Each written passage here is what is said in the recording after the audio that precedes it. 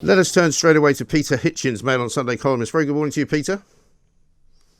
Good morning to you too. Very, very good to talk to you. A fascinating column you wrote, but I just want your thoughts first of all before we go on about what I just said about my mother. I couldn't believe the reaction from some people on the news that she declared she didn't want to take the vaccine because she's too old and doesn't want it and would prefer to give it to somebody else. And people are actually admonishing her for that.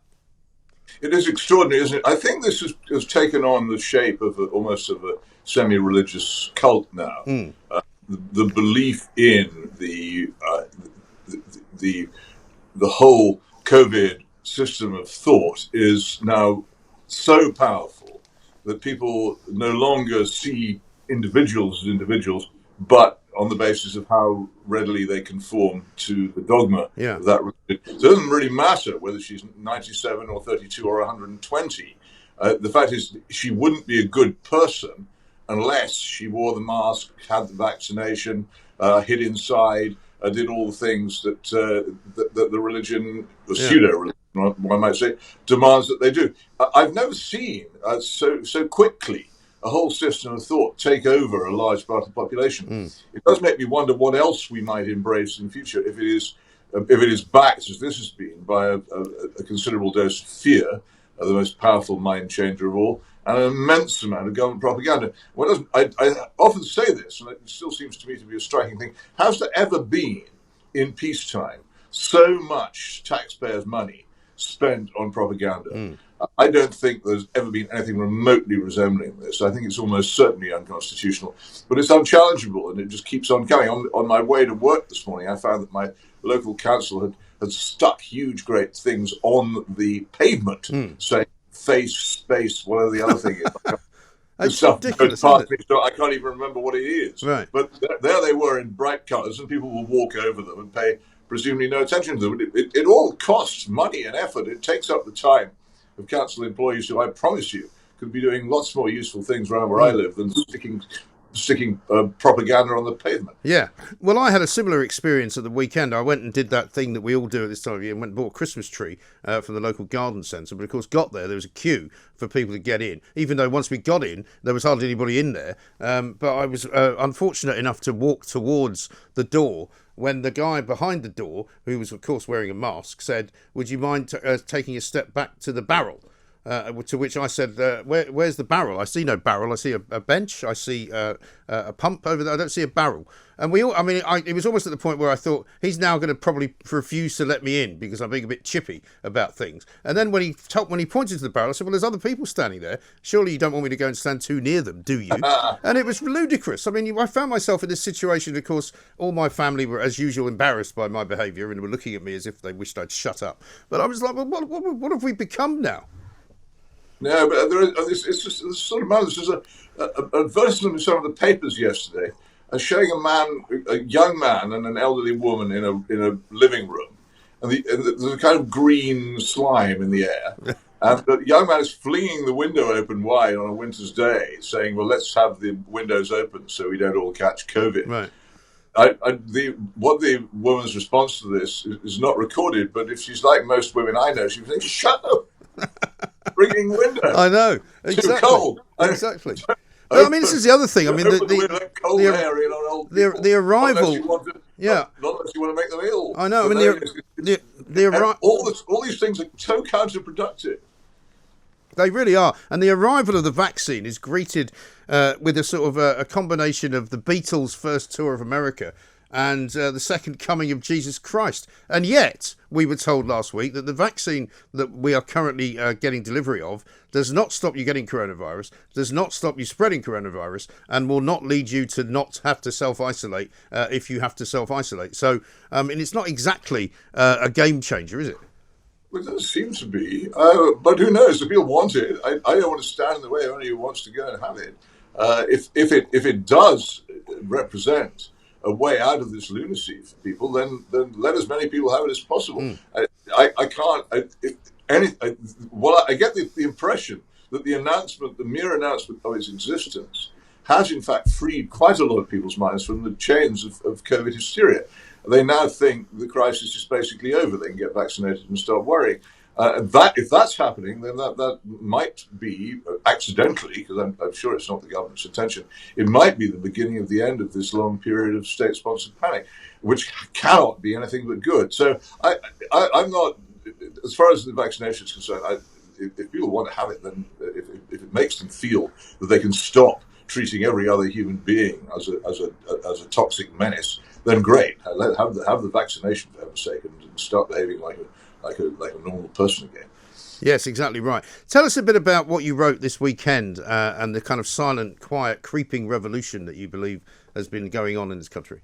Well, I don't know whether you can even say that I believe it. I think it's pretty evidently the case. It was stimulated by this curious business of the Eton teacher who's been dismissed for refusing to take down from his personal website a video, which I don't like very much myself, but he's quite entitled, in my view, to say those things about patriarchy and the sex war. But the headmaster of Eton has told him to take it down, and this has caused a great ruction between them, which may well end in his final dismissal, or might not. But my point was this: the idea that people have that institutions like Eton College are somehow bastions still of conservative thought and freedom is completely fatuous. This country underwent in 1997 a political revolution which matched the cultural revolution which had been going on here for 30 years before that. And at that point, particularly with the passage of the Equality Act of 2010, the whole nature of the country changed. And it really became the law actually backed what, say, the only shorthand for it is political correctness. The law actually backed political correctness. An example of this, it's an important one to me, but it tells you quite a lot about what happened. By proclaiming the principle of equality, what it did was it stated that Christianity was equal to all other religions. Now, that may seem a perfectly reasonable statement, particularly if you're not Christian. But in a country which is and has been specifically Christian in its law and government for centuries, and you look at the coronation service if you doubt me, and even the architecture of the Houses of Parliament is specifically Christian.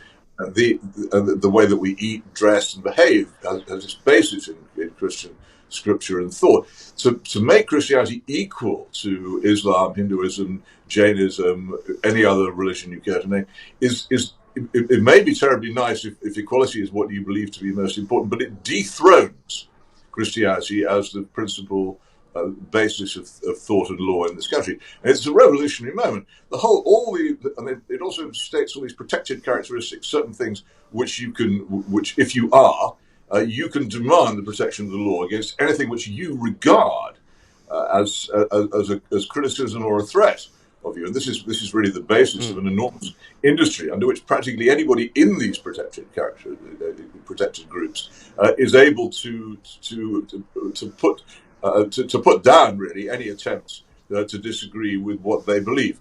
And it's a form of it's not yet totalitarian, but it's certainly a form of thought control, and it's revolutionary in its effect. This has gone together with the complete transformation of the police, who look vaguely the same, but don't in any way uphold the sort of law they upheld in my up to the age of about 30, of the schools, of the universities, of the broadcasting organizations.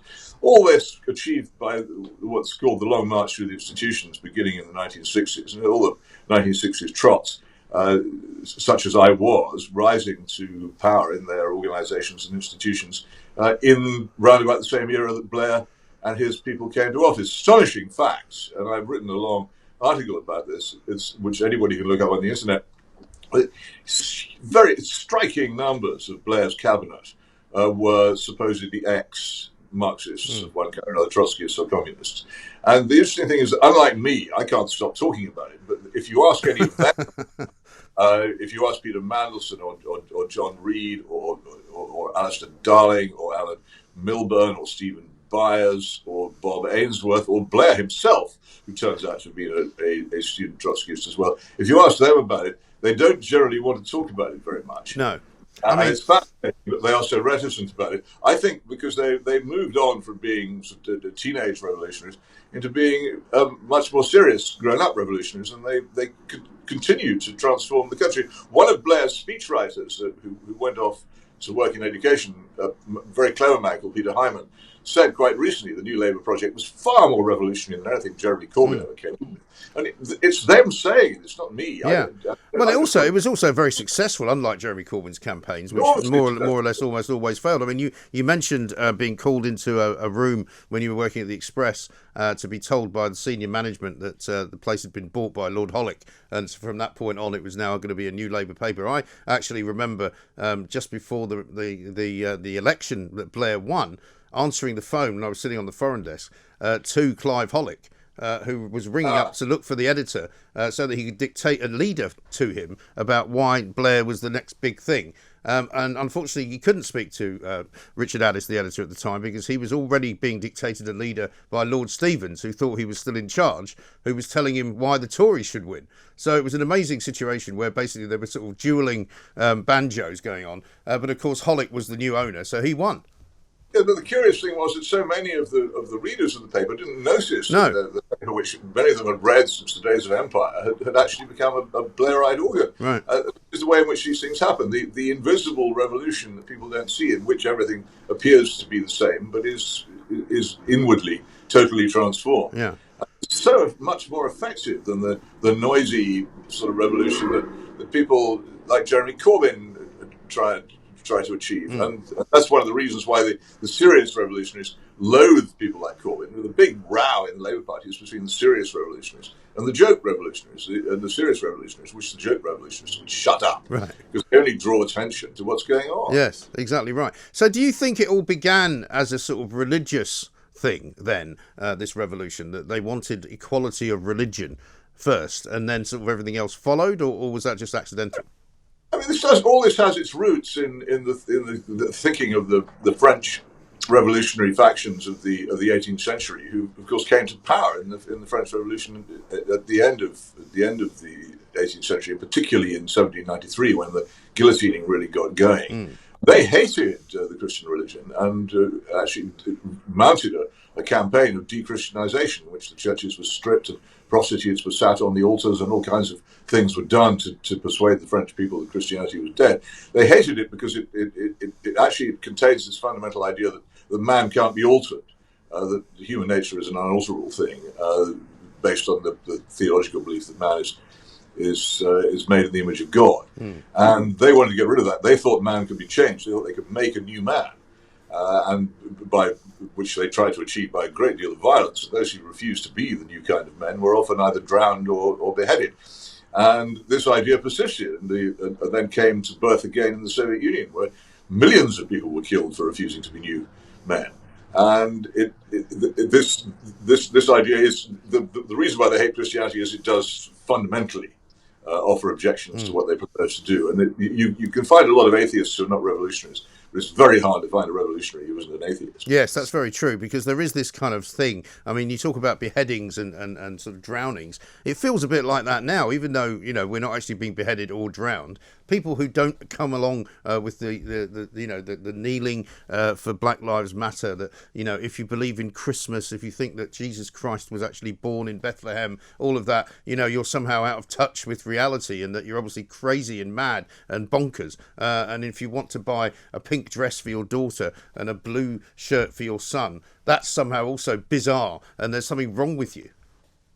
Well, revolutionaries have learnt a lot since the failure, and it was a huge failure of the Soviet Union, the biggest failure they ever had. They didn't go through this, and they decided that they would try a different approach.